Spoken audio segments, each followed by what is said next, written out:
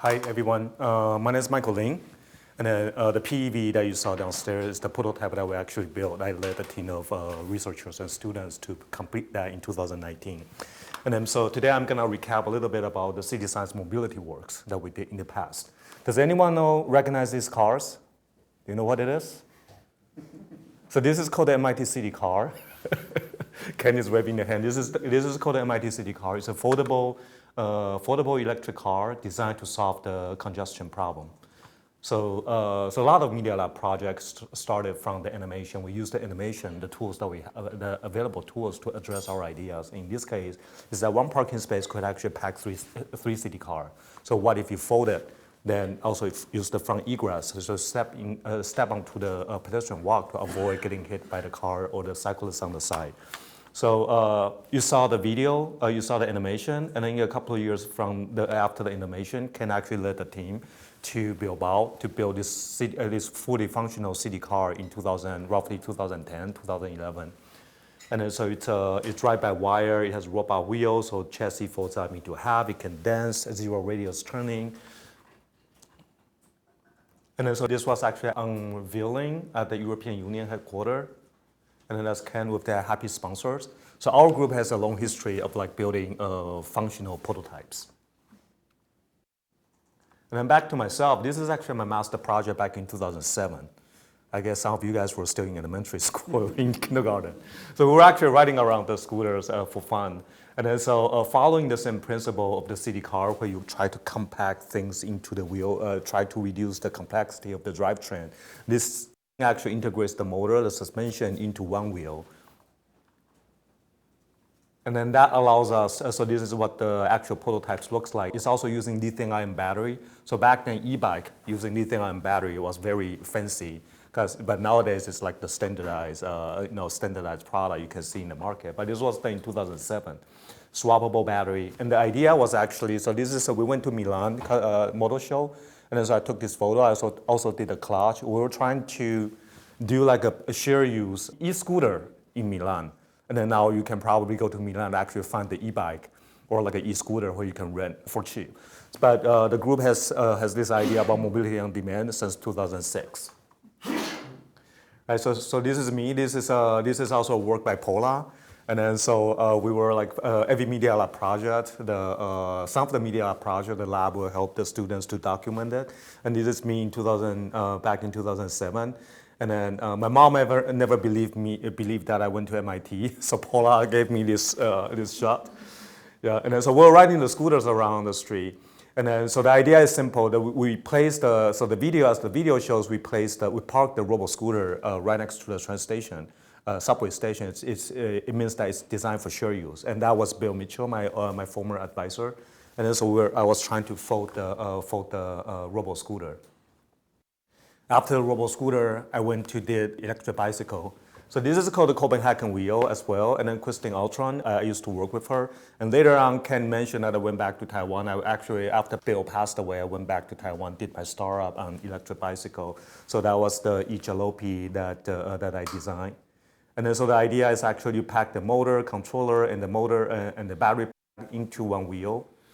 And then so 2010, so that's the Android phone, the very first Android phone. So we were trying to establish this Bluetooth connection, and then using this green mileage. So having this app access to your e-bike, and then using Build Drive, and all that. But this is just a project in my life, right? This is just a project. Some people take the project as their career. So just remember, you might be able to invent a lot of different projects while you're at MIT. But then look at it as a project. If it fails, just run fast. Just give it up and then run fast. Move on to the next thing. And then so very fortunately at MIT 150 years, the Copenhagen Wheel, although I didn't do the red one, I did the other one, but it's also called the Copenhagen Wheel, and also the city car was selected as one of the 150 innovations during the 150 years MIT anniversary. So that was a very high-level, quick recap about some of the work that's been done at the City Science. Some of our MIT friends would like to use this kind of animation to address about the future, what the future intersection will look like. It's very high efficient, very high performance. But in reality, if one day you run into this problem, you run into this scenario, the cars will coordinate by themselves, and then the pedestrian doesn't have to worry about it, you don't have the traffic light, you might run into a situation like this. And this is not the livable city. The reason why we do mobility is because we want to solve some of the urban problem through mobility. And then, but this is actually creating more problem to the city. So what we believe is that on the current landscape of the mobility that you see on the street, you see a lot of micro-mobility running around on the street in the low-speed environment. You also see car sharing, and then you also see ride-hailing that you can Uber with your friend. And then in San Francisco, now there's also autonomous ride-sharing as well. But within the spectrum from autonomous microtransit, which provides safety and comfort, to all the way to micromobility, which provides you flexibility and convenience, there's something actually missing. So we're trying to find something that has the best of the both worlds. Right? So then we call this a persuasive electric vehicle. Right? So the PEV, you can actually use your app to call for PEV, you will arrive autonomously. When it's arrived after you are done, you can drop it off anywhere in the city. And then so that's one of the versions of the old PEV prototype for CES. And then so today I'll also share about the 3 key components of the PEV, of the mobility research that we do. The first one is multifunction, light autonomy, designed to solve last meter problem, available for e-hailing and multimodal. And then also safety and also comfort as well. Right, so let's dive into the first one. So this is actually an old video that you see a functional apps calling sending PEV from one location to another. And then so this was done by one of our visiting student, Justin. And then so you were able to send PEV from location 1 to location B. The site is in Taipei, and then where we have a playground that allows us to do this kind of future mobility testing. On the other hand, the similar technology was also done here at MIT. Begin with MIT, and then we transit to Taipei. So that's Abhishek, one of our former technical lead. And then this is called so PEV comes with 2 different modes. This is called a light autonomy. Basically this mode human rides it, and the sensors will feed the information to the rider so to give you more suggestion. So we call parallel autonomy. And then in the autonomous mode, then basically the PEV will walk autonomously on the street, will drive autonomously on the street, and then there's a whole bunch of like path planning, motion control, and then stuff like that, and then building the map. Right, so I'm not going to dive into the detail. I'll just show you a couple of high-level technologies that we developed or algorithm that we developed in the past. So this is called the localization and mapping. So basically, you scan the environment, turn into point cloud, use the LiDAR to do the localization to position yourself. So that's the PEV right in the middle, and then the LiDAR, the LiDAR, and then localizes in a site. And then we're also doing a lot of lane detection, trying to make the vehicle stay right in the center of the bike lane. So if it's off, then the color will change, will drift from from blue to red. Back in roughly 2016, image recognition was such a big thing. Everybody's working on different ways of doing image detection. This is detecting the traffic lights. But what we find really intriguing, or what's really interesting, is actually this project is called the Urban Tattoo. Can you actually spray paint some markers on the road, and that serve as a facial marker for autonomous vehicle? And then it's actually true. So we are actually using April tag. So for those of you who has robotic background, April tag is one of the most reliable fiducial system still exists in the world. And so how can we actually throw that into the city? So that's one thing that I'm very curious to figure that out. The second thing is safety. So this is doing one of the testing on the street, on the Versailles street. And then so we were running the testing. The women students, they didn't expect the PEV was behind them because it was electric and it was so quiet. And then so that opens up a lot of opportunity to think about what happened when the human interact with the machine. Right, so this is just a couple of scenarios that one of the master students, Jerry, he drew. And then so we start to give at the media, we would like to make something fun. So this is why not creating 2 eyes that creates the eye contact with the pedestrian, that give you a heads up. And then what about this audio expression? There's a directional speaker, so that sends the audio feedback to the people in front of them. Yeah, something like that, right? So we talked about visual, we talked about audio feedback, but this is also visual communication. What if your vehicle could just follow you around and then give you, they basically, let me turn the music down. All right, there you go. So basically, give you a ring to protect you, so you know it's safe. So you know that the robot is actually following you.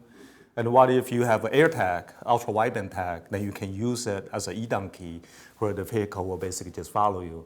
So Jerry and Luke, they met on the street, and then behind Luke is actually carrying the ultra wideband tag. So he start to carry the vehicle, follow Luke as a donkey. And then so we went to Cooper Hewitt, and then so gesture recognition, thumbs up, it will give you a smiley face, and then say it's happy, give you this emoji, because it was an exhibition, so we want to engage a lot of people. So then basically, as you see, there's a screen set up over there, and then if the people are happy, give a thumbs up, then the whole screen turns pink, and it has a lot of bubbles comes out. This is done by Yago, one of the business students as well. And then so moving from there, we're actually developing EVPi with Foxconn right now. So this is actually an animation that, this is actually a newer PEV prototype. And then now it's called, we want to make it open source. And then ideally this vehicle, we want to make it transformable for package delivery. But unfortunately, we haven't gone to this part yet. But we have the physical prototype, and then now it's we're actually ready to open source it. But in terms of the transformation, it's not there yet. Right, so this is what the autonomous mode would look like, package delivery mode. So I'd like to talk a little bit about demo or die. That's something a lot of students at Media Lab were familiar with. Like from 2015 to 2019, there's so many different iterations of PEV. I've been keep building it. So keep making mistakes and then keep building more vehicle. And then so from ideation, you do prototype, and then you do living lab testing, and then you evaluate, and you basically follow this cycle. Every 4 to 8 months, there's something new. There's always some upgrade. And I actually brought the vehicle to Taipei, where I can invite the students to help me to assemble it. And then so we end up putting 3 of these vehicles together. And then also this outdoor pilot testing on the busy street of the bike lane to see how people actually perceive this vehicle, how we can actually improve it. And then I like to show this kind of schedule. Like it's always very hectic, a lot of different checkpoints. And then usually all this kind of, so this is one of the video that's showing the people working in one of the lab in Taipei. So from 2015, I was working with Abhishek, and then by 2017, we have a whole army of the students who actually either took the class or visiting students or my friend, we worked together on this project. More testing. And then so I mentioned that at the end of the demo, at every end of the living lab experiment, we usually have a big demo. In this case, it's actually Discovery Channel. They went all the way to Taipei and they helped us to do the documentary. And then we were able to get the permit to work, to drive 2 vehicles, 2 self-driving tricycles on the street to test out all the interaction, simply because we told the city that this is for filming, we're making a movie. And then so the police is like, okay, go ahead. But actually the testing was real. Testing was for real. And that's me in 2008. So lastly, I talked about comfort. I don't want to run out of the time. Regarding comfort, so this is a newer PEV, the black PEV that you see downstairs. And it's a collaboration between Denso and also Media Lab. And then so in the development of this kind of project, there's usually a lot of scenarios. So sometimes you have to think about what are the scenarios involved. And then what are the user interface that could be involved in order to design a better mobility system. So air curtain, something additional comfort to the vehicle. And then the thermal seat that give you a back, a cooler while you're riding it. Also the thermal storage on the back, so you can deliver a box of sushi in hot weather. And also this image recognition with the scent that coming from the air curtain. And also this giving the 2 eyes that we find. And also, how do we actually give the pedestrian a heads up? So these are all the functions that we want to pack into the newer version of the PEV. This is a 2019 version.